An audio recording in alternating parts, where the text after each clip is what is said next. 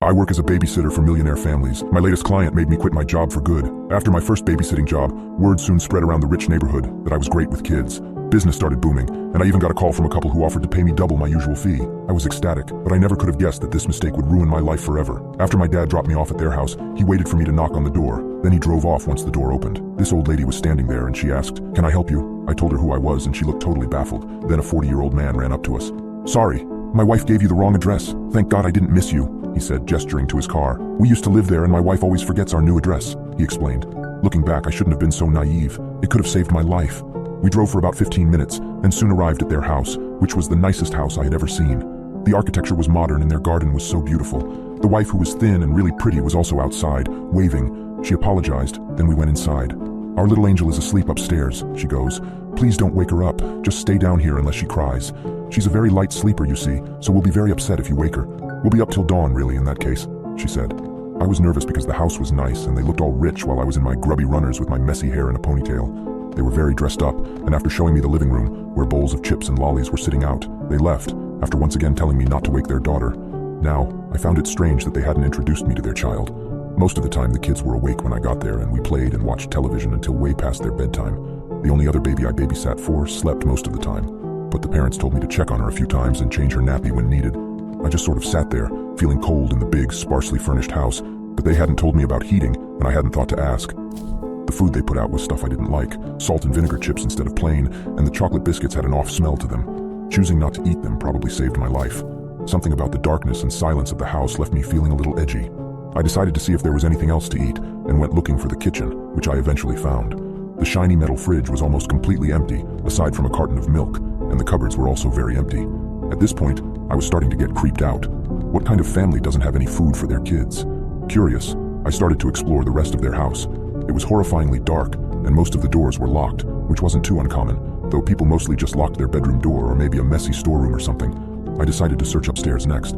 Now, on that note, I hadn't heard a peep from upstairs, and I started to get anxious because what if something was wrong with the baby? So I made the decision to go upstairs. I walked up and it was pitch black up there. I tried a door, locked. I tried another door, locked. All the effing doors were locked. Now who locks an infant in a room like that? I started to panic and sort of realized something was very wrong about the whole thing. I decided to call my dad to come and wait with me. So I went to call him when I realized the address he had was the one of the old lady, their old address. I realized at that moment they didn't want my dad to know where they really lived. I started panicking and just sort of froze in the dark hallway. I walked slowly down the stairs, making sure to stay quiet. My heart was pounding at this point, so I walked to the front door and tried it, but it had been deadlocked. I walked through the house to the back door, and again, deadlocked. I was trapped in this effing house. I could have called the police, but I had no address to give them, and I was starting to feel like maybe I wasn't alone in the house. With shaking hands, I went into the living room and packed my stuff into my backpack and just sat on the edge of the couch wondering what to do. I decided to try a window or something, so I did. I tried every window, and all of them were locked. At this point, I swore I heard a noise from outside. I told myself I was just being paranoid.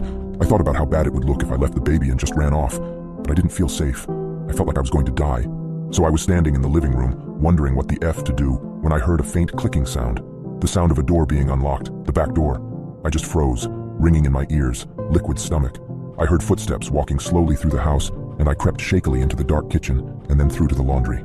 I crawled into one of the big cupboards next to the washing machine and sat trying to control my breathing and trying not to be sick. I heard the footsteps walking through the house, along with muffled voices. When the footsteps reached the laundry and stopped, I thought my heart would pound through my chest. "She must be upstairs," the man's voice said, and I heard the footsteps walk away.